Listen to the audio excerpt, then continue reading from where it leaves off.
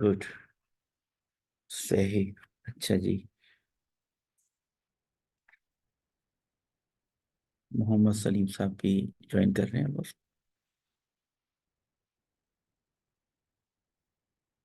चलें जी। हम आज के सेशन के ऊपर थोड़ी बात करते हैं। एचआर प्रोफेशनल, जितने भी लोग काम कर रहे हैं बीइंग एन एचआर प्रोफेशनल, तो उनके पास एक ऑप्शन ये भी मौजूद होता है कि वो अपना career as a freelance coach start करना चाहें ग्लोबली तो वो कर सकते हैं। पाकिस्तान में भी और पाकिस्तान से बाहर भी। पाकिस्तान में भी इसका कल्चर इतना ज़्यादा हुआ नहीं है, लेकिन ग्लोबली जब बात करते हैं यूरोपियन मार्केट की या इवन गल्फ कंट्रीज में या अमेरिका की मार्केट में देखें तो वहाँ पे आपको कंसल्टेंट या कोच जो है, प्रोफेशनल बिजनेस कोच, आपको हायर करने पड़ते हैं। और इसमें बहुत सारी सर्टिफिकेशंस भी होती हैं, राइट। और वैसे भी प्रोफेशनल लाइफ में जब आप कहीं एज एचआर प्रोफेशनल अपना रोल एग्जीक्यूट कर रहे हैं, तो वहाँ पे भी कोचिंग की बड़ी वैल्यू है और कोचिंग को बहुत ज़्यादा यूज़ किया जाता है। नॉर्मली कोच कंसीडर वो किया जाता है कि जिसके पास एक्सपीरियंस भी हो, जिसके पास नॉलेज भी हो, जो प्रैक्टिकली उन सारे फेजेस में से गुजरा हो, दिखाई गया नॉर्मल। और वो फिर आपको एक उस पर्सपेक्टिव में होता नहीं है जिस पर्सपेक्टिव में आप होते हैं। और वो आपको उसका एक एरियर व्यू होता है और साथ में उसका एक इन डेप्थ नॉलेज भी होती है, और उसको बहुत कुछ वो नज़र आ रहा होता है जो उन लोगों को नज़र नहीं आ रहा होता जो किसी प्रोसेस में एंगेज होते हैं। ठीक है।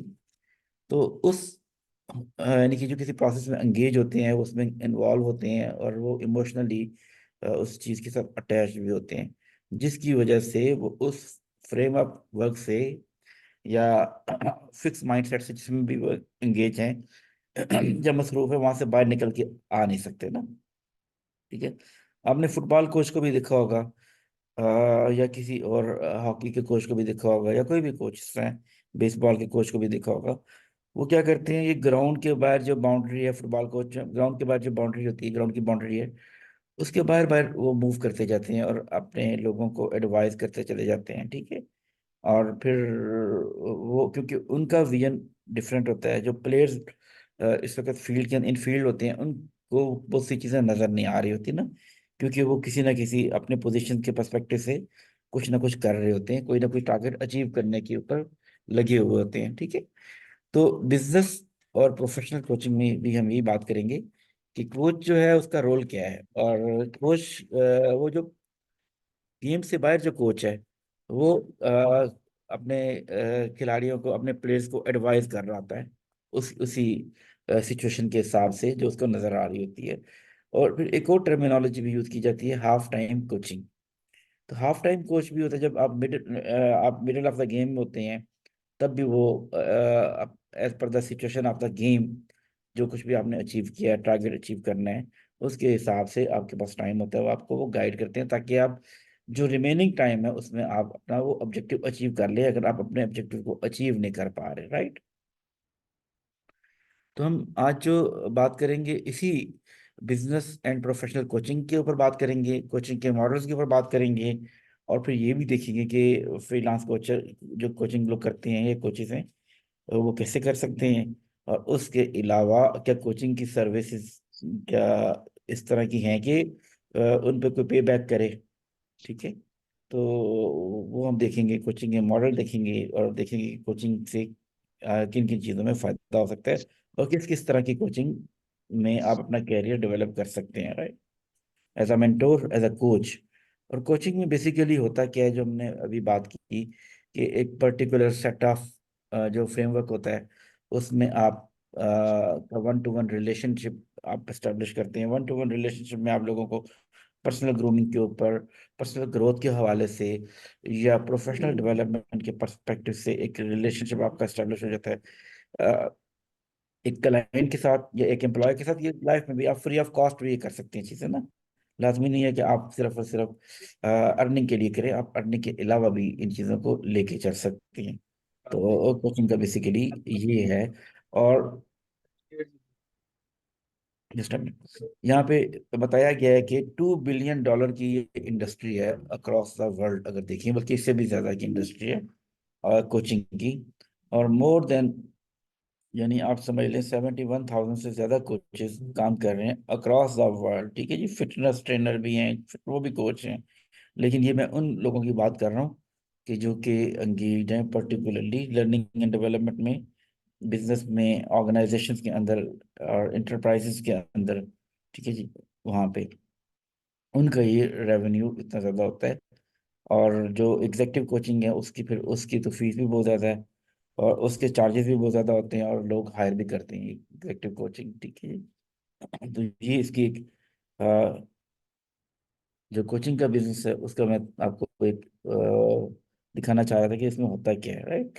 तो इस वक्त आईसीएफ जो है, इंटरनेशनल कोचिंग फेडरेशन, उनकी सर्टिफिकेशन है, और भी जॉन मैक्सवेल की सर्टिफिकेशन है, और भी बहुत से इंस्टीट्यूट है जिनकी certification across the world globally accept की जाती है कोचिंग के ऊपर, जिसमें कोचिंग के अंदर लीडरशिप स्किल्स के ऊपर फोकस किया जाता है, इंटरपर्सनल रिलेशनशिप के ऊपर फोकस किया जाता है, जो भी चेंज मैनेजमेंट है, कोई ट्रांजिशनल पीरियड है, वर्क लाइफ बैलेंस है, रिलेशनशिप है, उन सब के ऊपर आपको कोच मिलते हैं और आप कोचिंग की सर्विस ले सकते हैं। ठीक है जी। ऑनलाइन भी हैं, और मैं पिछले दिनों एक कोई इंटरनेशनल ऑर्गेनाइजेशन थी जो अक्रॉस द वर्ल्ड कोचेज को हायर करती है ना, और आई थिंक सो कि ट्रस्ट ह्यूमन है या कोई इस तरह से है, सिंगापुर से है, लेकिन पूरी दुनिया से कोचेस को हायर करती है, इवन पाकिस्तान से भी हायर करती है, और थ्रू इंटरनेट जूम वो आपकी सर्विसेज को सेल करती है। और फिर वही मॉडल है, जैसे फाइबर का मॉडल है, जैसे अपवर्क का मॉडल है, या और भी इस तरह से अब वो आपको एंगेज करती है, आप रिमोटली लोगों के साथ एंगेज होते हैं। स्पिरिचुअल कोचेज वो हायर करती है, बिजनेस कोचेज हायर करती है, या प्रोफेशनल जो भी कोचेज हैं, पर्सनल कोचेज, वो भी हायर करती है आपको। एक बड़ा लंबा प्रोसेस होता है सिलेक्शन का, इंटरव्यू का, उसके बाद। सही। तो ये इतना बड़ा इसका स्कोप है कोचिंग का, और बिंग आप अपने रोल में इसको एज अ प्रोफेशनल अडॉप्ट कर सकते हैं, as a career career adopt कर सकते हैं, एज अ बिजनेस भी इसको आप लेके जा सकते हैं, कोचिंग के बिजनेस को, राइट। तो अभी हम इसको अंडरस्टैंड करने की कोशिश करेंगे कि वाई, इसकी नीड क्या है, नीड फॉर कोचिंग। ठीक है जी। सबसे इम्पोर्टेंट क्या है? Improve skills. Coaching help HR professional learn new skills and hones existing ones through feedback and guidance. सबसे ज़्यादा ज़रूरी चीज़ है कि आप जब किसी के साथ कोचिंग के रिलेशन में आए तो उससे आपकी स्किल्स इंप्रूव हो सकती हैं। ज़ाहिर है, जब आपको ज़रूरत पड़ती है, फील करते हैं, तो आप कोचिंग वाले रिलेशनशिप में जाते हैं, राइट। Boost confidence. एक तो आपका ट्रस्ट जो है, इत्मीनान है, कॉन्फिडेंस है, वो स्टैब्लिश होता है कोचिंग से। ये इनएविटेबल है, अल्टीमेट है। Having a coach provides encouragement and accountability, building confidence in one's abilities, right. ये भी है कि आपका कॉन्फिडेंस बिल्ड होता है। और फिर एक और चीज़ जो आपको मिलती है ultimately, that is increase engagement. Coaching conversational lead to conversation lead to higher engagement and motivation in HR roles। ठीक है जी। बिंग एन एचआर प्रोफेशनल आप कोच भी होते हैं, एक तरह से मेंटोर भी होते हैं, और लोगों को आप कोच कर रहे होते हैं, गाइड कर रहे होते हैं, मेंटोरशिप भी प्रोवाइड कर रहे होते हैं। ठीक है जी। Coaching develop well rounded HR professional, enhancing their capabilities and performance। तो अगर आप जिस प्रोफेशन में आप हैं इसमें नहीं भी थे, तो बीइंग अ ह्यूमन आप लोगों को कोच करते थे, लोगों को गाइड करते थे, या करते होंगे। रोजमर्रा की जिंदगी में भी लोग आपसे मशवरे लेने भी आते होंगे, बात करने भी आते होंगे, राइट। तो दिस इज इम्पोर्टेंट। तो मैं यहाँ पे चाहूंगा कि आप सब लोग मुझे बताइएगा कि आप लोग क्या समझते हैं कि कोचिंग को अपनी ज़िंदगी में कितना इम्पोर्टेंट समझते हैं, और इसकी जो वैल्यू है उसको कैसे वेट करते हैं। ठीक है जी। सबसे पहले मैं शाइस्ता आपको रिक्वेस्ट करूंगा कि प्लीज़ अपना जो इनपुट है वो शेयर कीजिए बाकी लोगों के साथ कि कोचिंग के पर्सपेक्टिव से। सर, कोचिंग तो आप ये कह सकते हैं कि हमारी फ्रॉम द फर्स्ट स्टेप जब हम लेते हैं उससे लेके throughout our life it is very important. Because coach आपको एक रास्ते तो मौजूद होंगे, लेकिन एक गाइडेंस आपको एक पाथ पे चलने का वो बताता है। तो चाहे वो आप फर्स्ट क्लास में हो या आप प्रोफेशनल लाइफ में हो, तो चाहे आप करियर में हो या अपनी पर्सनल लाइफ में देखें, तो कोचिंग तो it is very important. Because ये आपको बताएगा कि आप किस तरह अपनी लाइफ के अंदर पॉजिटिव रास्ता चूज कर सकते हैं, कैसे पॉजिटिव चेंजेस ला सकते हैं, कौन सी आपको मिसिंग है चीज़ें जिनको आपको जो है ग्रास्प करना चाहिए, और किस तरह आप अपॉर्चुनिटीज को एक्सप्लॉइट कर सकते हैं। वरना विदाउट अ कोच तो आप मतलब बहुत सारी चीजें ऑप्शंस आपके पास अवेलेबल होती हैं, लेकिन आपको ये नहीं पता कि आपने उसमें से कौन सा सही वाला पाथ चूज करना चाहिए। Thank you very much. जी जी, सलीम साहब, आप अपने इस पे रोशनी डालना चाहेंगे?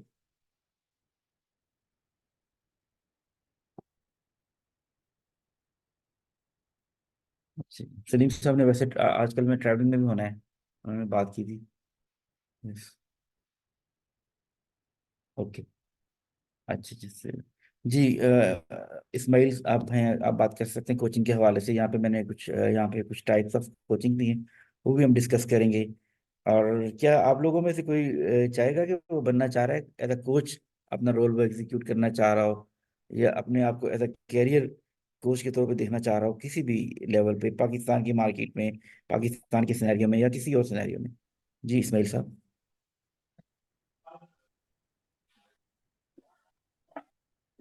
जी सर, अस्सलाम वालेकुम। वालेकुम सलाम।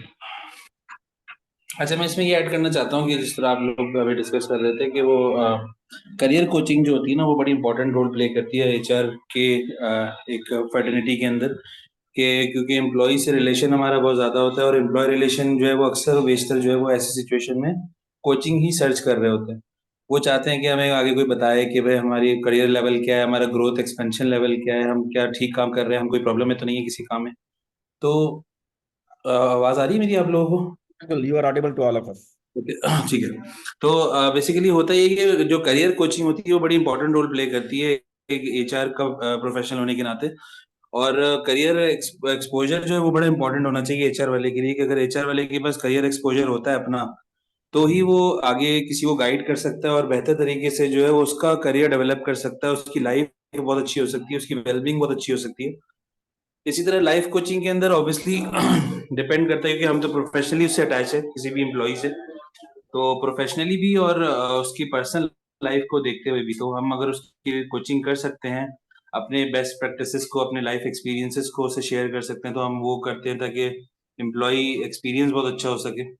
इसी तरह से जो एग्जीक्यूटिव कोचिंग आप कहते हैं, एग्जीक्यूटिव कोचिंग इस तरह से कि अगर कंपनी को किस डायरेक्शन में मूव करना है, अगर हम किसी पिछले इंडस्ट्री में हमने कोई ऐसा एक्सपोजर देखा लिया होता है जहां पर कंपनी ने कोई स्टेप लिया और उसको उसका जो है फायर बैक हुआ, तो हम उस कोचिंग के थ्रू हम बता सकते हैं कि सर देखिए ये काम ना करें, आप इस तरह करेंगे तो आपको फायर बैक हो सकता है, या फिर अपना एक्सपीरियंस शेयर कर सकते हैं। ऑब्वियसली कोचिंग बड़ा इंपॉर्टेंट रोल प्ले करती है, क्योंकि एक प्रोजेक्ट है पूरा कोचिंग भी, कि आप किसी भी बंदे को स्टार्ट से लेकर के एंड तक उसको पूरा गाइड कर रहे होते हैं, बता रहे होते हैं, या किसी भी एक टीम को, किसी भी एक लीड के प्रोजेक्ट को लीड कर रहे होते हैं। तो ये मेरे ख्याल से सारा कोचिंग के अंदर ही आता है। बाकी बिजनेस कोचिंग और फाइनेंशियल कोचिंग तो इनके अपने जो है स्टेक होल्डर्स होते हैं और ये प्रॉपर गाइडेंस दे रहे होते हैं इनको। तो ये मेरा वर्जन था इसमें। Thank you very much. Thank you, बहुत शुक्रिया। ठीक है, आपने बड़ी डिटेल से बात कर ली। अच्छा, इसमें मैं बताना चाहूँगा, लाइफ कोचिंग है अगर, तो ग्लोबली अगर आप एज अ फ्रीलांसर काम करना चाह रहे हैं ना, फ्रीलांसिंग की जो वेबसाइट्स हैं या जहाँ पे प्लेटफॉर्म्स हैं जहाँ पे फ्रीलांसिंग के तौर पे लोग काम करते हैं, तो वहाँ पे लाइफ कोचिंग स्किल भी बड़ी वैल्यूएबल स्किल है, और उसकी बड़ी यानी कि हाईली प्राइस्ड सर्विस है ना, जो लोग प्रोवाइड कर रहे होते हैं। पाकिस्तान से भी प्रोवाइड करते हैं, अब तो रिमोट वर्किंग स्टार्ट हुई हुई है, और ग्लोबली भी ऐसे प्लेटफॉर्म मौजूद हैं जो आपको रिमोटली एंगेज करते हैं। लाइफ कोचिंग के हवाले से जो डेवलप्ड कंट्रीज हैं वहाँ पे बहुत सारे लोग वो बहुत ज़्यादा फ्रस्ट्रेटेड भी समटाइम हो जाते हैं ना, क्योंकि उनके लाइफ में वर्क लाइफ बैलेंस समटाइम नहीं होता, और भी रिलेशनशिप के उनको इश्यूज होते हैं या और चीज़ें होती हैं, तो वहाँ पे फिर उनको किसी ना किसी की हेल्प की ज़रूरत होती है। कैरियर कोचिंग की बात की इसमें साहब ने बड़ी डिटेल के साथ, कि वहाँ पे भी हम समटाइम लोग किसी कैरियर में आगे किसी पोजीशन पे आके स्टक हो जाते हैं, वहाँ से उनको लग रहा होता है कि उनकी डेवलपमेंट नहीं हो रही, उनकी ग्रोथ नहीं हो रही, उनकी अपलिफ्टिंग नहीं हो रही, वो आगे किसी नेक्स्ट लेवल पे जाना उनके लिए मुश्किल हो गया है। तो तब फिर उनको किसी ऐसे कोच की ज़रूरत पड़ती है जो उनको कोच करें और उनको गाइड करें, कि जो रास्ते उनको नजर नहीं आ रहे उन रास्तों के बारे में उनको उनको बताएं। ठीक है। फिर उसके अलावा जो बड़ी बड़ी ऑर्गेनाइजेशन होती हैं, multi national national organisation, business organisation, वहाँ पे एक एग्जेक्टिव कोचिंग होती है, वन टू वन कोचिंग होती है, जो जिनमें जो सीनियर लीडरशिप है, चीफ एग्जेक्टिव ऑफिसर्स हैं या और इस तरह से, वहाँ पे फिर जाके उनकी कोचिंग, वो अपनी कोचिंग के लिए सर्विसेज को हायर करते हैं, और उनको फिर वन टू वन में भी कोचिंग प्रोवाइड की जाती है। और 1-to-1 के अलावा उनको जो है कि उनको उनके ग्रुप में भी कोचिंग प्रोवाइड की जाती है। यानी चीफ एग्जीक्यूटिव ऑफिसर है, चीफ फाइनेंशियल ऑफिसर, इसी थ्रू लीडरशिप है, वाइस प्रेसिडेंट है किसी ऑर्गेनाइजेशन की, तो वहाँ पे भी उनको नीड होती है, राइट।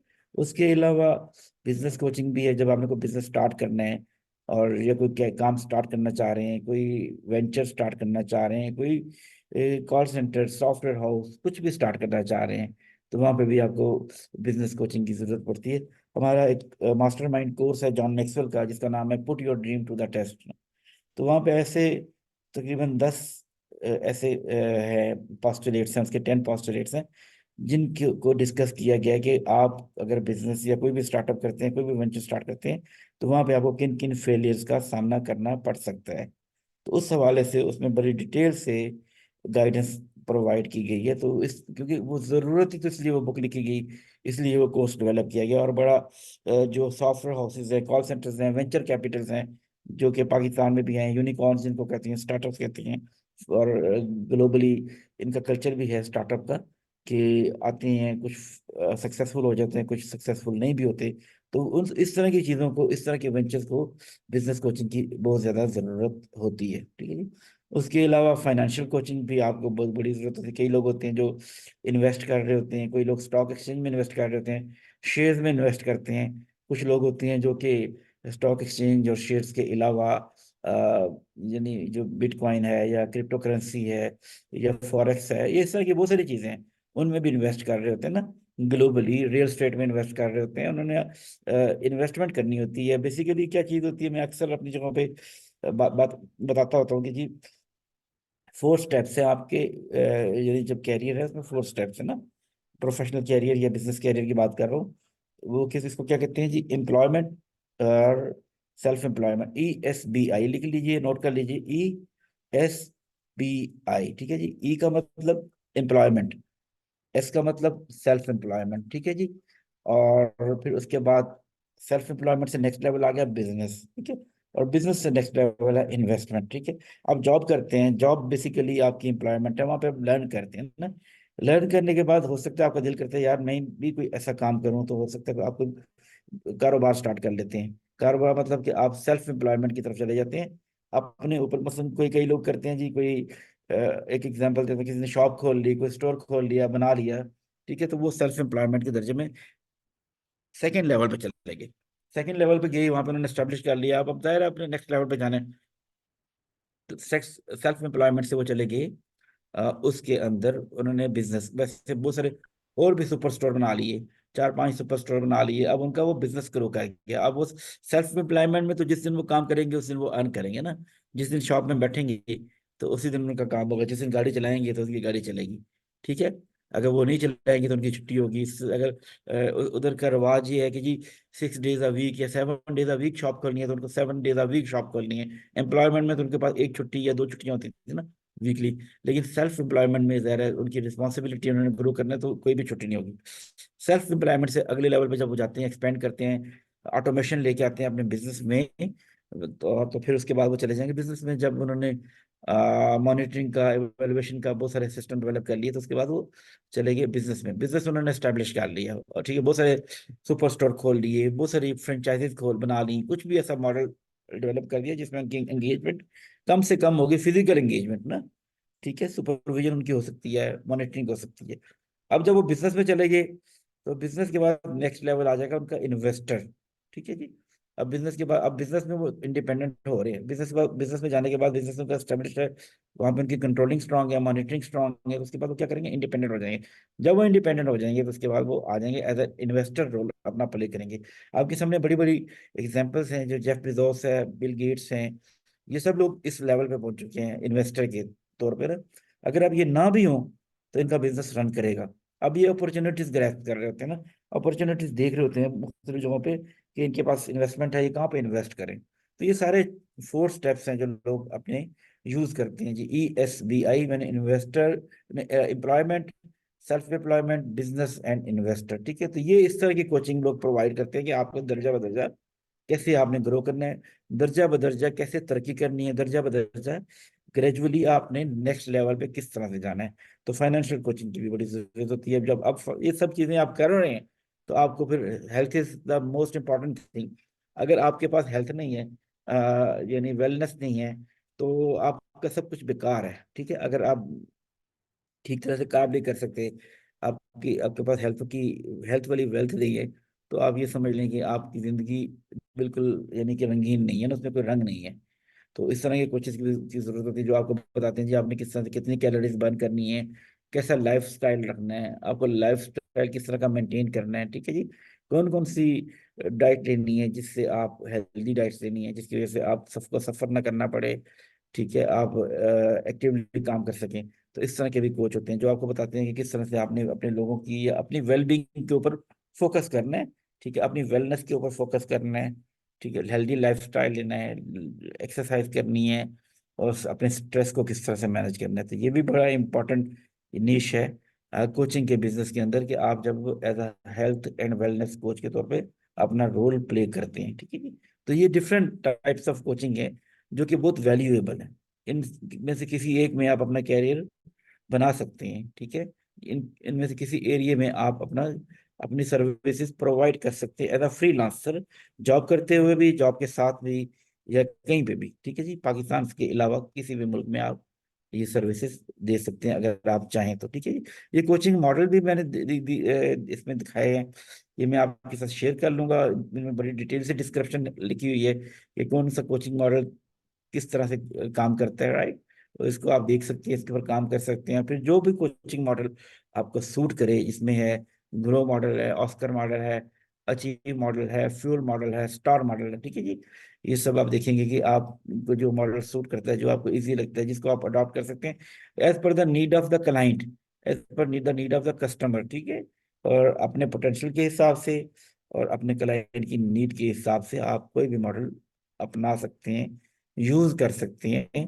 ठीक है, तो ये भी आपको, ये कोचिंग मॉडल्स भी हेल्प करेंगे और इनसे भी आपको अंदाजा हो जाएगा कि आपने किस तरह से करना है। मैं अगर आप अपना कैरियर एस्टेब्लिश करना चाह रहे हैं as a business coach, as a professional coach, as a personal coach, तो फिर आप इन सब चीज़ों को यूज़ कर सकते हैं, और अपने ऑफिस में भी, अपनी वर्क प्लेस के ऊपर भी आप इन चीज़ों को यूज़ कर सकते हैं। अब कोचिंग जब करते हैं तो उनमें सबसे ज़्यादा फोकस एरिया कौन सा होता है, जो हमने बात की। और लोगों को चैलेंजेस कहाँ पे आते हैं, ऑर्गेनाइजेशन को चैलेंज कैसे आते हैं, और लोगों को चैलेंज कैसे आते हैं। सबसे पहले तो एक होता है कि लीडरशिप डेवलपमेंट। अब जब लीडरशिप की बात करते हैं ना, हमने आपने 5 लेवल ऑफ लीडरशिप भी पढ़ी होगी, और लीडरशिप डेवलपमेंट इन एचआर के बारे में बात की होगी। तो लीडरशिप की बात की जाती है तो हम समझते हैं कि हर इंसान, हर इंडिविजुअल जो अपनी किसी भी ऑर्गेनाइजेशन में किसी भी रोल में अपना फंक्शन कर रहे हैं, परफॉर्म कर रहे हैं, वो बहुत से लोगों के लिए एज अ लीडर काम कर रहे हैं। और चाहे वो टी बॉय हो, या इवन टी बॉय टू लेके जो हेड ऑफ डिपार्टमेंट हैं, वाइस प्रेसिडेंट है, प्रेसिडेंट, सब लोग अपने अपने रोल में लीडरशिप का रोल प्ले कर सकते हैं। तो कोचिंग में भी इन एरियाज के ऊपर फोकस किया जाता है कि कहाँ पे स्ट्रेटेजिक थिंकिंग के अंदर हेल्प करनी है, डेलीगेशन सिखानी है, कम्युनिकेशन सिखानी है, और कौन सा एरिया ऑफ इम्प्रूवमेंट है जिसके ऊपर फोकस करके लोगों की मदद की जा सकती है, कौन से एरिया में वो लोगों को लीड कर सकते हैं। ठीक है जी, लीडरशिप ये लाजमी नहीं है कि आप सबको लीडिंग फ्रॉम द फ्रंट हो। आप सर्वेंट लीडरशिप भी कंसेप्ट है। सर्वेंट लीडरशिप है कि भाई आप लोगों को इस तरह लीड करें कि वो लोग आपके आगे आगे और आप उनके पीछे हो, बैक पे हो। ठीक है जी, तो इस तरह भी है। ऐसा इन्वायरमेंट क्रिएट करना जिसमें आपके जो है सबऑर्डिनेट्स हैं, आपके टीममेट्स हैं, वो लीड करना शुरू कर दें उनके। ये भी एक लीडरशिप है, ये भी आपकी लीडरशिप है। लीड वो कर रहे हैं, लेकिन ऐसा कंड्यूसिव एनवायरनमेंट आपने प्रोवाइड किया हुआ है, that is a kind of leadership. ठीक है जी, कैरियर डेवलपमेंट और लोगों को यानी कि बताना, गाइड करना, कोच करना, उनके अपने एक्सपीरियंस बेस पर उनको बताना कि वो किस तरह से रिलेशनशिप रख सकते हैं, इंटरपर्सनल रिलेशनशिप कैसे रख सकते हैं, इंट्रापर्सनल रिलेशनशिप कैसे रख सकते हैं, वर्क प्लेस पे कैसे रिलेशनशिप को एस्टेब्लिश करनी चाहिए, सुपरवाइजर के साथ कैसे रिलेशनशिप एस्टेब्लिश करने चाहिए उनको। ठीक है जी, और जो सबऑर्डिनेट है उनको कैसे कंट्रोल करना चाहिए, कैसे मैनेज करना चाहिए, उनके साथ किस तरह की रिलेशनशिप रखना चाहिए। ठीक है, और उनको अगर तो उन्होंने नेक्स्ट लेवल पे ग्रो करना है, नेक्स्ट पोजीशन को ग्रैब ग्रैब करना है, जिस इस ऑर्गेनाइजेशन के अंदर या किसी भी और ऑर्गेनाइजेशन में उन्होंने अपने आप को एज नेक्स्ट लेवल पे लेके जाना है, तो उन्होंने किस तरह से कौन कौन से मूव करनी है, कौन कौन से मूव लेनी है, जिनकी वजह से उनकी प्रमोशन हो जाए, उनका कैरियर प्रोग्रेस कर जाए, कैरियर इवन वर्टिकली प्रोग्रेस कर जाए या हॉरिजेंटली प्रोग्रेस कर जाए, लेकिन प्रोग्रेस कर जाए। ठीक है। परफॉर्मेंस इंप्रूवमेंट, परफॉर्मेंस के भी बड़े चैलेंजेस आते हैं।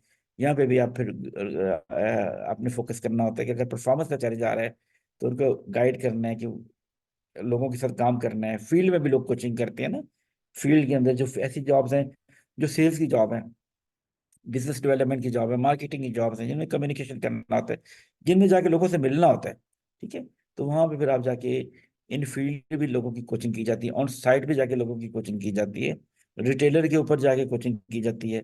ठीक है। कस्टमर्स के ऊपर जाके कोचिंग की जाती है। फार्मास्यूटिकल कंपनीज हैं, वहां पे डॉक्टर से मिलना होता है, तो फिर डॉक्टर्स के चैम्बर्स में जाके कोचिंग की जाती है कि किस तरह से आपने कम्युनिकेट करने हैं। एक जो ये कोच किया जाता है कि एक जो हायर लेवल पे जो एजुकेटेड है उनका क्लाइंट डॉक्टर है, जिसने एमबीबीएस किया हुआ है, एफसीपीएस किया हुआ है, एमआरसीपी किया हुआ है, और एक उनका जो सेल्स एग्जीक्यूटिव है, मेडिकल रिप्रेजेंटेटिव है, ये जो भी हैं, वो उनकी क्वालिफिकेशन ग्रेजुएट हैं, बीकॉम है, मल्टीपल कोई भी हो सकती है क्वालिफिकेशन, उसने किस तरह से उस जो हाईली क्वालिफाइड क्लाइंट है, जो सोफिस्टिकेटेड एक एनवायरनमेंट में बैठा हुआ है, उसकी क्यूरीज को किस तरह से रिजॉल्व करना है, किस तरह से सेटिस्फाई करना है।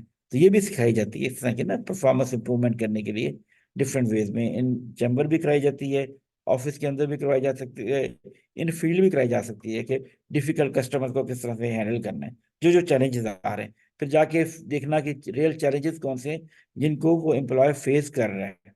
ठीक है। तो यहाँ पे जाके भी उनको हेल्प किया जा सकता है। फिर बहुत से लोग होते हैं, बहुत से वर्कहोलिक होते हैं और बहुत काम कर रहे होते हैं, और उनको फिक्र ही कोई नहीं होती भाई आराम की, रिलेशनशिप की, या इस तरह की कोई भी चीज की ना। एक चीज मैं अक्सर कहता हूँ, इमोशनल बैंक अकाउंट, हर जगह पे एक इमोशनल बैंक अकाउंट होता है, जिसमें डेबिट एंड क्रेडिट होता रहता है ना। आपके रिलेशनशिप के अंदर भी डेबिट एंड क्रेडिट चलता रहता है। ठीक है जी। आपने कोई अच्छा काम करते हैं तो क्रेडिट हो जाता है, कोई बुरा काम कर देते हैं तो डेबिट हो जाता है ना।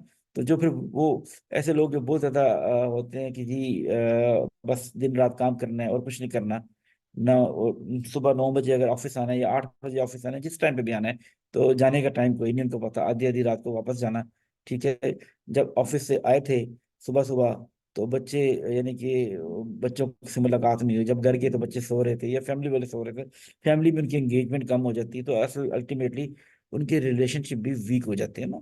ठीक है। तो उनकी तरफ से डेबिट ही डेबिट होता है, और जब अकाउंट में सिर्फ डेबिट चल रहा हो तो आखिरकार जाके आप बैंक करप्ट हो जाते हैं, तो आपका इमोशनल बैंक अकाउंट भी खत्म हो जाता है। ठीक है। तो यहाँ पे भी बताना होता है कि वर्क लाइफ बैलेंस को किस तरह मेंटेन करना है, उनको रियलाइज कराना है, उनकी रिस्पॉन्सिबिलिटीज के हवाले से बताना है कि भाई कहाँ कहाँ पे कितना कितना एनर्जी उनको एग्जर्ट करनी चाहिए। ठीक है। और किस किस को कितनी वैल्यू देनी चाहिए, तो इस हवाले से भी बात की जाती है। ठीक है। टीम इफेक्टिवनेस जो है, improve team dynamics, collaboration and ability to achieve collective goal, लोगों को समझाया जाता है, बताया जाता है कि कोलैबोरेशन में काम करें। टीम का मतलब ये है कि टुगेदर एवरीवन अचीव मोर। ठीक है। तो जब तक कोलैबोरेटिव होकर काम नहीं करेंगे, कोलैबोरेशन के साथ काम नहीं करेंगे, एक दूसरे के साथ मिलकर काम नहीं करेंगे, ठीक है, टीम को सपोर्ट नहीं करेंगे, तो ऑर्गेनाइजेशन भी ग्रो नहीं करेगी, टीम भी अपने ऑब्जेक्टिव अचीव नहीं कर सकेगी। तो इन एरियाज पे फोकस किया जाता है, टीम बिल्डिंग के ऊपर फोकस किया जाता है, टीम इफेक्टिवनेस के ऊपर फोकस किया जाता है। फोकस इस बात पे किया जाता है जब लोग मिलकर टीम बनाएं तो सिनर्जी हो। सिनर्जी का मतलब है, जो हम कहते हैं ना, एक वर्ड यूज करते हैं जी, 1 और 1 11। तो होते तो 1 और 1 तो 2 होते हैं, हम 1 और 1 11 क्यों कहते हैं? उसकी वजह ये कि एक तो एक एक एक जो जब मिलते हैं तो एक तो दोनों का अपना इम्पैक्ट होता है, और एक दोनों के मिलने का भी इम्पैक्ट होता है ना। दो इंडिविजुअल जब मिलके काम करते हैं तो दो दो इनके मिलने का भी एक इम्पैक्ट होता है, जिसको सिनर्जी कहते हैं, या जिसको एडिटिव फैक्टर कहते हैं, एडअप कहते हैं ना, जो एडअप हो जाता है। तो ठीक है, ये भी बताना, ये भी गाइड करना, ये भी कोच करना, ये जो छोटी छोटी चीजें अक्सर लोगों के समझ में नहीं आती, उनको जेहन में नहीं आती ना, तो वो उस हवाले से उनको गाइड करते चले जाना, बताते चले जाना। तो ये इन एरियाज पे फोकस किया जाता है, और ऑर्गेनाइजेशन की भी जरूरत ये होती है, और किसी भी इंडिविजुअल की जरूरत भी ये होती है कि वो इन एरियाज में फोकस किया जाए, इन और एरियाज में काम किया जाए। कोचिंग के फॉर्मेट यहाँ पे बताए गए हैं कि ये 1-to-1 कोचिंग भी कर सकते हैं। ठीक है। इंडिविजुअल के साथ वहाँ पे ऑब्जेक्टिव्स और गोल और एजेंडा उसका बना लेते हैं, मीटिंग करते हैं, या लॉन्ग टर्म मीटिंग होती है इस तरह करके। फिर उसके अलावा यहाँ पे फिर आप साइकोमेट्रिक एनालिसिस भी करते हैं, साइकोमेट्रिक टेस्टिंग भी करते हैं ना, जैसे डिस्क है, मैरबरिंग है, और भी इस तरह के टेस्ट हैं, एनीग्राम वगैरह वगैरह। आप जब देखेंगे तो उसमें आपको नजर आ जाएंगे। फिर ग्रुप कोचिंग होती है, ग्रुप कोचिंग में भी फिर आप एक ग्रुप की कोचिंग कर रहे होते हैं, और फिर ग्रुप के अंदर इकट्ठी क्लासरूम के एनवायरनमेंट में कोचिंग कर रहे होते हैं। फिर टीम कोचिंग है। फिर टीम कोचिंग में क्या करते हैं जी, वो आप एक टीम है, एक ग्रुप ऑफ पीपल है, वो उसमें मिलके आप उन लोगों की कोचिंग कर रहे होते हैं। ठीक है जी। ये आप प्रोफेशनल लेवल पे भी कर सकते हैं, अपने ऑफिस में भी कर सकते हैं, और ऑफिस के अलावा अगर आप एज अ फ्रीलांस कंसल्टेंट के तौर पे काम कर रहे हैं, तो तब भी आप अपनी सर्विसेज प्रोवाइड कर सकते हैं। पाकिस्तान के अंदर भी आप देखते होंगे कि बहुत सारे कोचेज हैं जो बड़ी बड़ी ऑर्गेनाइजेशन के अंदर, मल्टी नेशनल नेशनल ऑर्गेनाइजेशन के अंदर जाके अपनी सर्विसेज प्रोवाइड कर रहे हैं। टेक्सटाइल सेक्टर के अंदर देख लेंगे, आपको मिल जाएंगे। फूड एंड बेवरेजेस के अंदर, या एफएमसीजी के अंदर, या फार्मास्यूटिकल के अंदर, बहुत सारी जगहों पे आपको मिलते हैं यहाँ पे ना, जो अपना ऐसा रोल प्ले कर रहे होते हैं, पूरे पाकिस्तान में मौजूद हैं। और अब तो पाकिस्तान के बहुत सारे ऐसे कोचेज भी हैं जो पाकिस्तान से बाहर जाके गल्फ कंट्रीज में जाके बिजनेस ग्रैब कर रहे हैं, वहाँ पे अपॉर्चुनिटीज को देख रहे हैं, और वहाँ पे सक्सेसफुली काम कर रहे हैं। ये शुरू में स्ट्रगलिंग होता है कोचिंग का कैरियर, क्योंकि अपने आप को एस्टेब्लिश करना होता है। लेकिन अगर आप इसका career as a coach establish हो जाए, तो फिर उसके बाद फिर आप, लोग आपको बुला रहे होते हैं, आपके पास टाइम नहीं होता। एक अभी फॉरेन मिनिस्टर थे, उसके फॉरेन सेक्रेटरी के थे, मिनिस्टर थे यूएसए के, जिनका अभी कुछ अरसे पहले इंतकाल हुआ है, जो मशहूर थे बड़े ज्यादा, हेनरी किसिंजर। ठीक है। तो वो उनका भी यही था कि उनसे भी ऑर्गेनाइजेशन कोचिंग लेती थी, और वो साल के कुछ 4-5 दिन ही काम करते थे, या इस तरह से ना। तो वो इतना ही उनके लिए बहुत होता था, और वो उनका ऑर्गेनाइजेशन के साथ टाइम फिक्स होता था। तो अगर एज अ कोच आपका ब्रांड एस्टेब्लिश हो जाता है, तो फिर आपके आगे बहुत सारी अपॉर्चुनिटीज आपको मिलेंगी लाइफ के अंदर। राइट। अब जब एज अ अब देखते हैं कि जी इसका कोचिंग का बेनिफिट, वही जो हमने बात की, फायदा क्या होगा एम्प्लॉय को, क्या फायदा होगा, जो इंडिविजुअल को क्या फायदा होगा, जो हमने पिछली स्लाइड में सारी बातें कर ली ना, वो यहाँ पे भी थोड़ी सी वर्डिंग, डिफरेंट वर्डिंग के साथ इस स्लाइड में डिस्कस की गई है जी। Work life balance, leadership growth, leadership development, improve performance, performance का इम्प्रूव होना, वेलबींग का इंक्रीज कर जाना, ठीक है, एंगेजमेंट का इंक्रीज कर जाना, कैरियर डेवलपमेंट के हवाले से बात करना, कैरियर डेवलपमेंट के हवाले से जिन स्किल्स की जरूरत है वो स्किल्स उनके पास आ जाना। तो ये सारे एम्प्लॉय को बेनिफिट हैं। और अगर आप फ्रीलांसर किसी से कोचिंग देने जा रहे हैं, तो तब भी आपको क्या फायदा होगा कि आपको अपनी जो स्किल्स हैं वो डेवलप करने में आप लोगों की हेल्प कर सकते हैं, लोगों की प्रोडक्टिविटी इंक्रीज कर सकते हैं। कई लोग हैं जो बात नहीं कर सकते, 4-5 लोगों के साथ बात करते हुए उनको यानी मुश्किल होती है, प्रॉब्लम होती है ना, कॉन्फिडेंस नहीं होता उनके अंदर, या जो ग्रुप है, मॉब है, मजमा है, जो उससे बात करने में मुश्किल होती है। तो आहिस्ता आहिस्ता आप उनको प्रैक्टिस कराते चले जाएंगे, उनको कोच करते चले जाएंगे।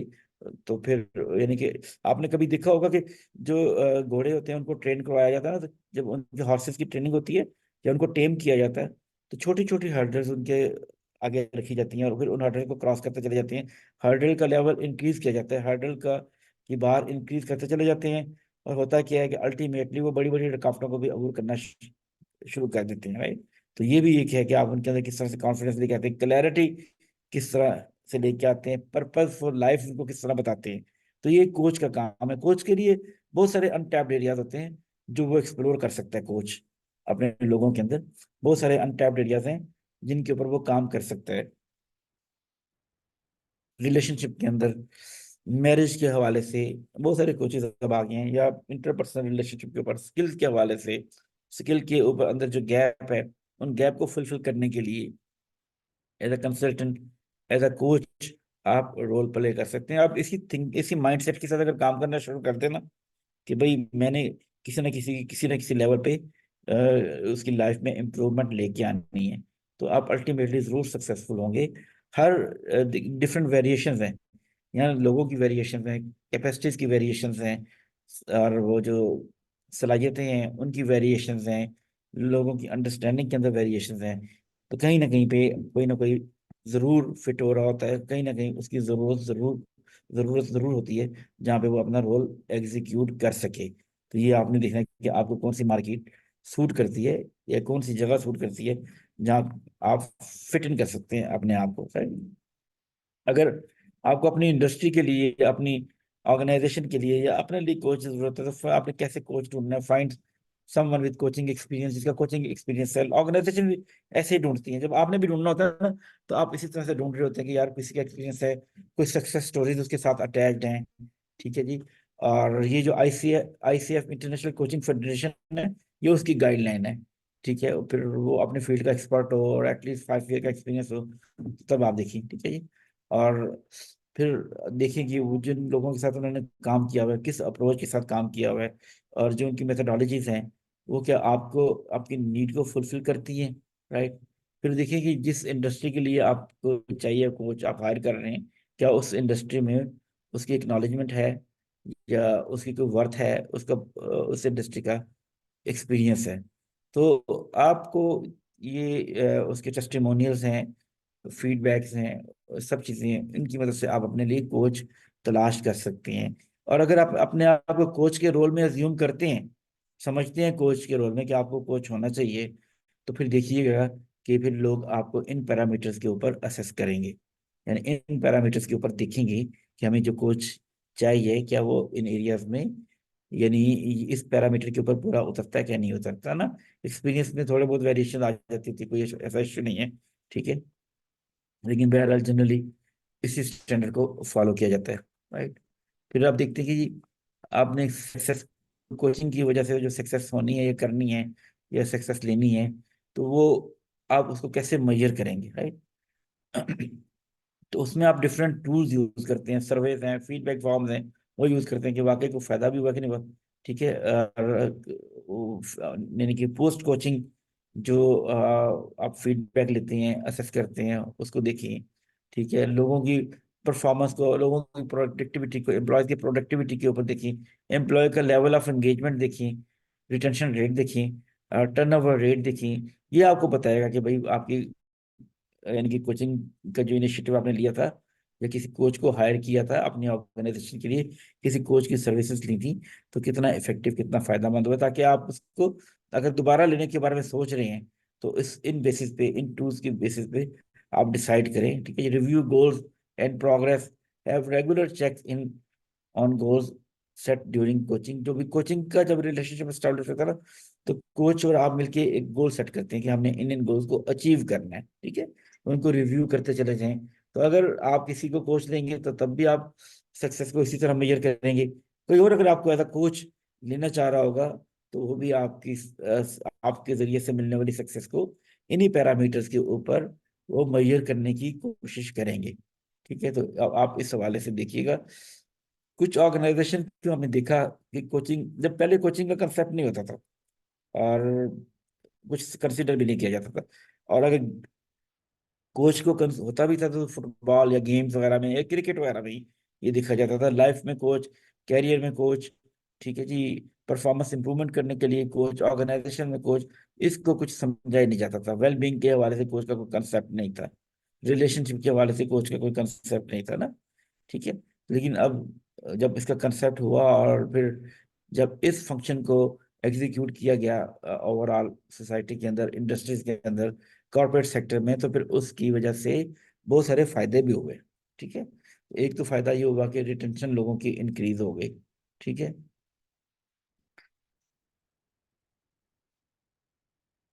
और फिर उसका फायदा क्या हुआ कि 15% इंक्रीज इन रिटेंशन ओवर एक स्टडी, एक ऑर्गेनाइजेशन के अंदर था कि 6 मंथ पे। तो जो एम्प्लॉयबिलिटी का रेट था, यानी एम्प्लॉयबिलिटी का टाइम था, ड्यूरेशन थी, वो इंक्रीज कर गई। ठीक है। उसके बाद ये हुआ कि जी ऑर्गेनाइजेशन से ज़्यादा रिटेंशन हुई, तो टर्नओवर कम हो गया। ऑर्गेनाइजेशन से लोगों ने मूव करना खत्म कर दिया। आपने पहले भी स्टडी किया होगा कि ऑर्गेनाइजेशन से जब कोई टैलेंट छोड़ के जाता है, और फिर नया टैलेंट एक्वायर करना पड़ता है, तो उसकी बड़ी कॉस्ट है ना। और फिर उसकी कॉस्ट एक तो फाइनेंस में भी है, दूसरी कॉस्ट उसकी, यानी कि उस तरह से भी है ऑर्गेनाइजेशन को, फाइनेंस के अलावा नॉन फाइनेंस में, यानी कि क्वालिटी के पर्सपेक्टिव से बात करना चाहूंगा, उस तरह से भी है। पैसों का तो नुकसान होगा ही कि जी वो कोई रिसोर्स नहीं आया, तो काम नहीं हुआ ना, काम खत्म हो गया, रुक गया। लेकिन कोई नया रिसोर्स हायर करेंगे, तो वो उसने उस जगह पे बैठते हुए, अंडरस्टैंड करते हुए काफी दिन लगा देने हैं, तो वेस्टेज ऑफ टाइम भी होगा बहुत ज्यादा। ठीक है। तो इसकी भी एक कॉस्ट है, वेस्टेज ऑफ टाइम की भी कॉस्ट है। तो अगर लोअर टर्नओवर होगा तो ऑर्गेनाइजेशन स्टेडीली ग्रो करेगी। किसी भी ऑर्गेनाइजेशन की ग्रोथ के लिए ये जरूरी है कि उसका जो टर्नओवर है वो लो हो, लोअर साइड पे हो, और एम्प्लॉय रिटेंशन जो हायर साइड पे हो। एम्प्लॉय रिटेंशन का मतलब ये नहीं है कि आप परफॉर्मेंस को नजरअंदाज करना शुरू कर देते ना, पर एम्प्लॉय परफॉर्म भी कर रहा हो, ठीक है, और एम्प्लॉय का जो टर्नओवर है वो कम हो और रिटेंशन रेट ज्यादा हो, और साथ में उसकी परफॉर्मेंस भी हो। अल्टीमेटली जब आपने ऐसे मैट्रिक्स रखे हो अपनी ऑर्गेनाइजेशन में परफॉर्मेंस मैनेजमेंट के हवाले से, तो यानी जो परफॉर्मेंस को इवेलुएट कर रहे हैं और एम्प्लॉय रुक भी रहा हो, एम्प्लॉय सेटिस्फाई भी हो, एम्प्लॉय एंगेज भी हो, रिटेन भी हो रहा हो, तो अल्टीमेटली ऑर्गेनाइजेशन परफॉर्म करती करती है। लेकिन अगर ये हो कि हर दूसरे महीने आप कोई छोड़ के जा रहा है, कोई नया रिक्रूटमेंट करनी पड़ रही है, किसी को फायर करना पड़ रहा है, ठीक है, और आप साल के एक पोजीशन यानी एक साल में 5-6 दफा रिफिल करते हैं उसी पोजीशन को, फिर आपकी एनर्जी सिर्फ हायरिंग पे लग जाती है, तो अल्टीमेटली ऑर्गेनाइजेशन कभी भी ग्रो नहीं करेगी।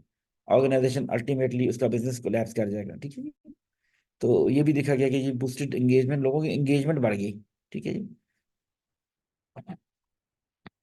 लोग को अंदाजा होना शुरू हो गया कि उनकी वैल्यू कितनी है, ठीक है। और फिर leaders, second tier leadership develop होना शुरू हो गई ऑर्गेनाइजेशन के अंदर, ठीक है। सक्सेशन प्लानिंग हुई, और फिर जो अगर प्लान बी है या जो भी है, कंटीजेंसी की जो लीडरशिप है वो डेवलप होना शुरू होगी ऑर्गेनाइजेशन के अंदर। ऑर्गेनाइजेशन का जो कल्चर है उससे लोग अलाइन होना शुरू हो गए, उसको अंडरस्टैंड करना शुरू कर दिया, उसको एक्सेप्ट करना शुरू कर दिया। दैट इज मीन कि इसका मतलब ये है कि भाई वो जो जो चेंज मैनेजमेंट है उसके ऊपर अपना फोकस किया, लोगों ने चेंज को एक्सेप्ट करना शुरू कर दिया, लोगों के लिए चीजें, कल्चर या चेंज शॉकिंग नहीं हुई, ठीक है। तो अल्टीमेटली जब ये सब चीजें होंगी तो परफॉर्मेंस भी इम्प्रूव करेगी, ठीक है, तो परफॉर्मेंस भी इम्प्रूव होगी।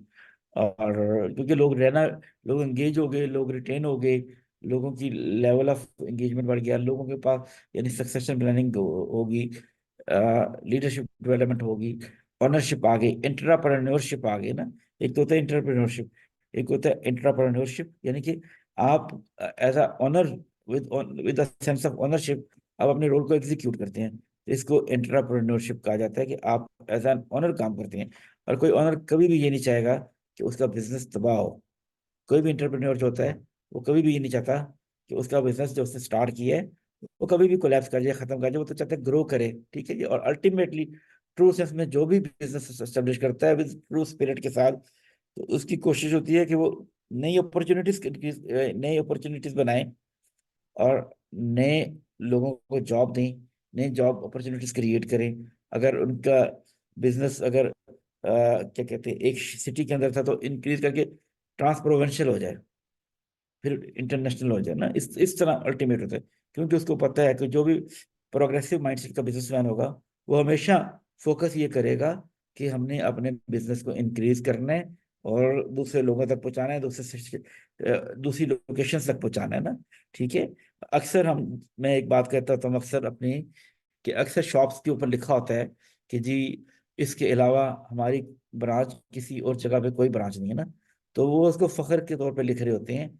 तो मैं समझता हूँ ये उनकी फेलियर है कि इतने अरसे से वो बिजनेस कर रहे हैं, उनका फैमिली बिजनेस है, और अभी तक उन्होंने अपने आप को एक्सपेंड ही नहीं किया, या कोई स्ट्रेटेजी डिजाइन नहीं की कि काश के उनका बिजनेस जो इधर एक गली के अंदर मौजूद है और जहाँ पे फख्र से लिख के लिखते हैं, दिखाते हैं कि भाई इसके अलावा हमारी कोई ब्रांच नहीं है, काश के उनकी हर शहर में या हर जो टाउन है उसके अंदर उनकी ब्रांच होती, हर मुल्क के अंदर उनकी ब्रांच होती, तो वो किस सिनेरियो में होते, ठीक है, और उनका बिजनेस किस स्टेज में होता और उनको कितना फायदा मिल रहा होता, और उनकी जो फैमिली है या और लोग हैं जो एम्प्लॉय हैं उनको कितना फायदा हो रहा होता ना।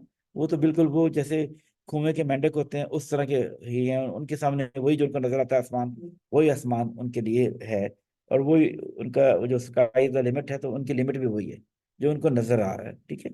तो इस पर्सपेक्टिव से सोचने की जरूरत है कि हम सोचें कि हम किस तरह एक्सपेंड कर सकते हैं, अपने आप को कितना अनटैप्ड कर सकते हैं, कितना सोच सकते हैं खुद के बारे में ना, और कितने एरियाज खुद के अंदर से भी एक्सप्लोर कर सकते हैं, और कितने एरियाज है जो हमने भी एक्सप्लोर करने हैं, ठीक है। अब कोचिंग का क्या गोल है, वही जो हमने बात की कि लीडरशिप पहले भी बात कर चुके हैं किसी और पैराए में, अभी इस हवाले से बात करते हैं कि गोल्स क्या करते हैं जो आप सेट करते हैं, develop leadership and personal growth, कि जी पर्सनल ग्रोथ भी डेवलप करनी है, वो सेंसिटाइजेशन क्रिएट करनी है जिसमें कोई अपनी पर्सनल ग्रोथ के हवाले से सेंसिटिव हो जाए, ठीक है। और साथ में लीडरशिप स्किल्स भी इंक्रीज करनी है, कैरियर डेवलपमेंट के हवाले से उनको बताना है, कैरियर प्रोग्रेशन के हवाले से बताना है, सपोर्ट करना है, उनके परफॉर्मेंस के हवाले से प्रमोशन को किस तरह से अचीव करना है, अपने कैरियर को किस तरह से मैनेज करना है, इस हवाले से भी ये आप गोल सेट कर सकते हैं, कोई भी गोल हो सकता है, ठीक है। और साथ में इन सब चीज़ों के लिए, क्योंकि कहते हैं जी ये जब चीज़ें आपने अचीव करनी है तो इसके लिए तो बहुत हार्ड वर्क चाहिए होता है ना, ठीक है जी। मेरे साथ एक मेरे कोलीग थे तो वो कह रहे थे जी मैं तो दिन रात एक कर सकता हूँ तो बाकी कोई क्यों नहीं कर सकता, लेकिन ये ऐसा नहीं है ना, क्योंकि हमने बर्न आउट नहीं होना, ना किसी को खुद बर्न आउट होना है, ना किसी को बर्न आउट होने देना है, ठीक है। अपनी प्रोडक्शन और प्रोडक्शन कैपेबिलिटी के ऊपर फोकस रखना है, ठीक है, उसके बीच में बैलेंस रखना है। तो वेलबींग के ऊपर कोच करना, ये भी गोल सेट करना जरूरी है, ठीक है। बताना कि भी आप किस तरह से अपनी वेलबींग को इम्प्रूव कर सकते हैं, स्ट्रेस को रिड्यूस कर सकते हैं, और रिजिलियंस को किस तरह स्टैब्लिश कर सकते हैं। आप जॉब करते हैं किसी भी ऑर्गेनाइजेशन के अंदर ना, आप जॉब करते हैं और आपने बहुत सारी ऑर्गेनाइजेशन में काम किया होगा, आपने बहुत सारी ऑर्गेनाइजेशन में इससे पहले भी सर्व किया होगा जिस ऑर्गेनाइजेशन में अब है। अल्टीमेटली आपने ऑर्गेनाइजेशन चेंज भी की होंगी, स्ट्रेस भी आया होगा और आता भी होगा, अल्टीमेटली स्ट्रेस तो लाइफ का पार्ट है ना। लेकिन होता क्या है, आप स्ट्रेस लेते हैं, आप एनजाइटी के पेशेंट बन जाते हैं, अल्टीमेटली आपका जो हार्मोनल बैलेंस है वो खराब हो जाता है। जब आपका हार्मोनल बैलेंस खराब हो जाता है, जॉब को आप चेंज कर लेते हो, स्विच कर लेते हो, या जॉब चेंज नहीं करते, कुछ भी करते हो, मूव कर जाते हो, किसी एक जॉब खत्म हो जाती है, जॉब से आपको फायर होना पड़ जाता है, जॉब छोड़नी पड़ जाती है, तो साथ में आप क्या लेके चलते हो, स्ट्रेस लेके चलते हो, डायबिटिक पेशेंट हो जाते हैं आप, हाइपरटेंसिव हो जाते हैं, ठीक है। और वो हाइपरटेंसिव अगर आप होते हैं, आपका हाइपरटेंशन आपके साथ 24 आवर रहता है। जॉब में आप होते हैं 9 to 5, ठीक है, 9 to 5 होंगे या 9 to 9 हो जाएंगे, ठीक है।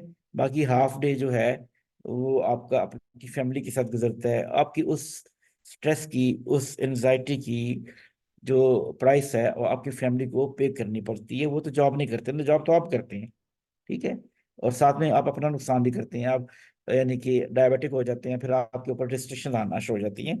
तो ज़रूरी है कि आप वेलबींग के ऊपर फोकस करें और इस बात पे गौर करें कि यार मेरा टेक अवे क्या है, मेरा टेक अवे मुझे कंपनसेशन क्या मिलती है, मैं कंपनसेशन मुझे ये मिलती है, और ये सबको रियलाइज कराएं कि स्ट्रेस काम तो आपने करना है, तो ये लाजमी है, ये चॉइस है आपकी कि आपने स्ट्रेस के साथ काम करना है या स्ट्रेस फ्री होकर काम करना है, ठीक है।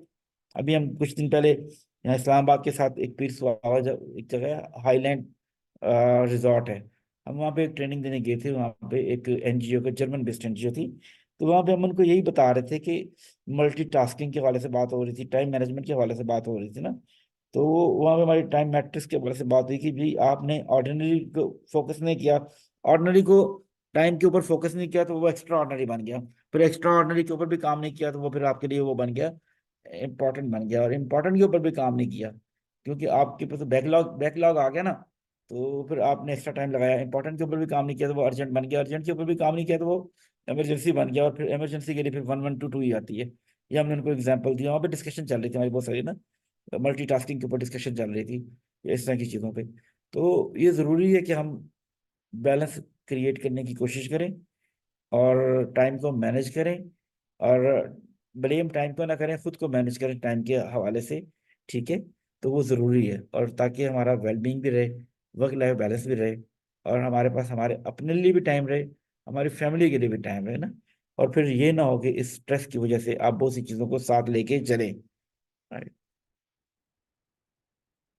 यही जो हमने सारी बातें की थी, वो जो हमने बात की थी कि आपने कौन कौन से मेथड यूज करने हैं। कोचिंग सिर्फ ये नहीं है कि सिर्फ बातें करनी है और चले जाना है ना, गोल सेट करने हैं, ठीक है जी। और जो आपका क्लाइंट है, जो आपका एम्प्लॉय है, या जो भी आपका मेंटी है जिसकी आप मेंटोरिंग कर रहे हैं, जो भी आपकी ऑर्गेनाइजेशन में काम कर रहे हैं, जो आपके साथ कोचिंग के रिलेशनशिप में, सबसे पहले तो उनके साथ गोल सेट करें कि हमारे इस बैठने का मकसद क्या है, हमारे इस सेशन का मकसद क्या है, हमारे इस रिलेशनशिप का मकसद क्या है, ठीक है जी। उसके बाद फिर आप उनको सुने, एक्टिवली लिसनिंग करें ना, ठीक है। और बोलें कम और सुने ज्यादा, ठीक है। और ताकि उनको अंडरस्टैंड करें, और ये उनको इस नीयत से ना सुने कि आपने सुनना इसलिए कि उनके सुनने के बाद जवाब देना है, ठीक है, अंडरस्टैंडिंग के लिए सुने, ठीक है। फिर उनको इनकरेज करते जाएं, यानी मोटिवेशनल इंटरव्यू करें, इनकरेज करते जाएं बीच बीच में, ऐसी टेक्निक यूज करें, उनसे बात करें ताकि वो मोटिवेट हो और ज्यादा से ज्यादा अपने आप को आपके सामने एक्सप्लोर करें, एक्सपोज करें, और यानी अपने दिल का हाल आपके सामने खोल के रख दें। तो ये चीजें आप यूज करें, ठीक है। फिर उसके बाद जो आपने चीजें उनसे ली हैं, जो अपने आपकी अंडरस्टैंडिंग हुई है, उसके बाद उनको फीडबैक प्रोवाइड करें, कंस्ट्रक्टिव फीडबैक प्रोवाइड करें ना, जो उनको हेल्प करे, जो उनको मोटिवेट करे और उनको इनकरेज करे, आपके लोगों को ना जिसके साथ आप इस रिलेशनशिप में हैं, ठीक है। उसके बाद क्या कीजिए, अब इस सब के बाद आप एक एक्शन प्लान डेवलप करें। ये लाजमी है, ये स्टेप्स लाजमी है जब आप कोचिंग के रिलेशन में जाएंगे ना, इसके बगैर आप उठे नहीं, खत्म नहीं करें, ठीक है। तो और फिर उन जो एक्शन प्लान आपने बनाए हैं, जो आपने गोल डिसाइड किए हैं, उनको ब्रेक डाउन करें, यानी कि स्मॉल पार्टिकल्स में, स्मॉल पार्ट्स में, छोटे छोटे हिस्सों में, ठीक है।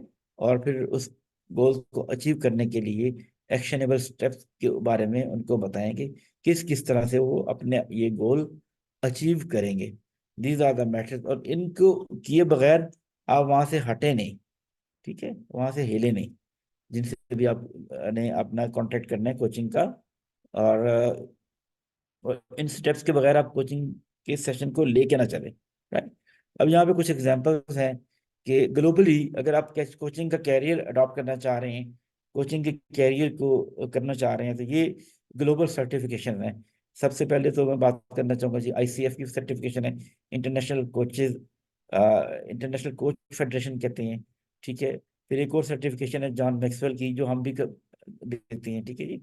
Globally John Maxwell team certified member है, उसमें सर्टिफाइड ट्रेनर, कोच, स्पीकर बन जाते हैं ना आप, इंडिपेंडेंट, उस तरह ये भी एक सर्टिफिकेशन है, करते हैं, जो हमारे पास भी ब्रांड है जॉन मैक्सवेल का, ठीक है। फिर उसके अलावा approved coach specific training hours, international coach federation, ये भी एक मॉडल है कोच का, ठीक है। फिर बहुत सारी चीजें अवेलेबल हैं यहाँ पे ना, और बहुत सारे रिनाउंड सर्टिफिकेशन है कोचिंग की जो ग्लोबली काम कर रही हैं, और जिनसे सर्टिफिकेशन लेने के बाद एज अ कोच अपने आप को एस्टेब्लिश कर सकते हैं। इसके अलावा बहुत सारी हैं, ये तो कुछ एग्जांपल्स मैंने आपके सामने रखी है ना, इनके अलावा भी बहुत सारी एग्जांपल मौजूद हैं, जो कि यहाँ पे लोग काम कर रहे हैं और यहाँ पे हो रही हैं, ठीक है जी। ये अब देखते हैं कि अब अगला स्टेप क्या करना है आपने। और अब ये इतनी लर्निंग, तो इतनी डिस्कशन हमने कर ली, अपने एंड पे बात कर ली ना, ठीक है। और फिर अब अगर आप एज अ कोच अपना कैरियर एस्टेब्लिश करना चाह रहे हैं, तो फिर आपने कोचिंग के सेशन भी शेड्यूल करने हैं किसी के साथ मिलके। फिर आपने जो इंफॉर्मेशन मिलती है कोचिंग के हवाले से, न्यूज़ लेटर्स हैं और फेसबुक के पेजेस हैं, लिंक्डइन के ऊपर पेजेस मौजूद हैं, ग्रुप्स मौजूद हैं, उनको ज्वाइन करना है। फिर आपने कोचेस की जो कम्युनिटी है उनको ज्वाइन करना है। और जैसे टास्क टास्क ह्यूमन जिसकी मैं बात कर रहा था ना, जो ऐसा कोच आपको हायर करती है, जो एक ऐप के जरिए सब कोचिंग करते हैं, उसका नाम टास्क ह्यूमन है। कुछ ऐसा मैंने भी इसके साथ काम किया किसी एक रोल में, ठीक है। उनके साथ आपने इस तरह की कम्युनिटी को ज्वाइन करना है, राइट। उसके अलावा एक UK की है लाइफ कोचिंग के अंदर बहुत सारे मिल जाएंगे फोरम्स, आप ढूंढेंगे, उनके साथ मिलेंगे, वहाँ पे ब्रेनस्टॉर्मिंग होगी, लोग चीज़ें शेयर करेंगे, आप भी उनके साथ एंगेज होते चले जाएंगे। और इस तरह से आप अपना कोचिंग का बिजनेस एस्टेब्लिश कर सकते हैं, एज अ कोच खुद को एज अ ब्रांड एस्टेब्लिश कर सकते हैं, ठीक है जी। ये बेसिकली आज का हमारा सेशन था। यहाँ पे मैं आपसे कुछ पूछना चाहूँगा कि आप अगर कोई क्वेश्चन आपके जहन में आता है बिजनेस कोचिंग के हवाले से, प्रोफेशनल कोचिंग के हवाले से, या लाइफ कोचिंग के पर्सपेक्टिव से, या रिलेशनशिप कोचिंग के पर्सपेक्टिव से, तो आप यहाँ पे पूछ सकते हैं, बात कर सकते हैं। वरना फिर हम इसका एक एक थोड़ा सा रिव्यू लेंगे सबसे, और फिर उसके बाद हम आज के सेशन को वाइंड अप करेंगे, right. Yes, David, Steven, you are here, you are listening me or just here? Yes, sir. I am here, sir. Okay. What do you think about coaching, business coaching and professional coaching? What's your Bus- perspective about this? Well, when it comes to business coaching, it's like to coach a company or some set of people on how to run how to run their business and how for them to get profit, success, and attain their gains. So it's like you are teaching them, coaching them what they do not know, but everything involves around how to make success. Okay. So we are talking about coaching, business and professional coaching, and different type of coaching. We have discussed different type of coaching in this presentation, and I will share this presentation in the group so you can take you can be facilitated. Yes, sir. Okay, sir. Okay, yeah. So right. Yes, sir. You have any question related to this business coaching and professional coaching and anything else like that? Sir, can you go to the last slide before question and answer, sir? Okay, yes, just a minute.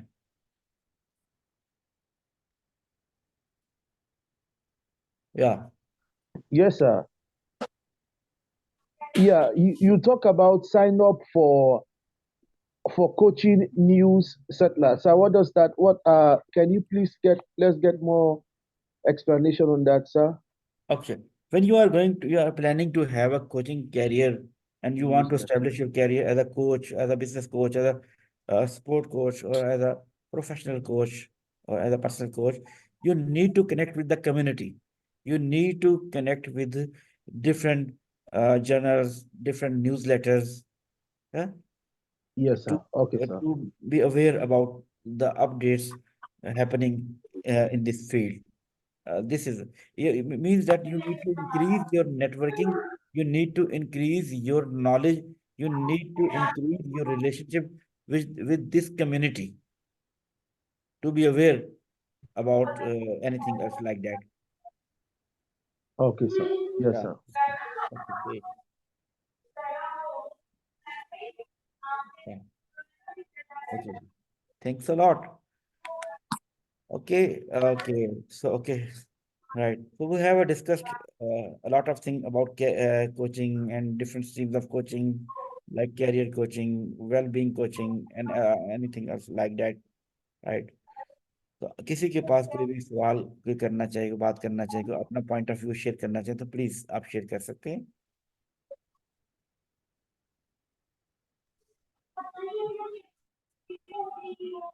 Otherwise please Ismail साहब.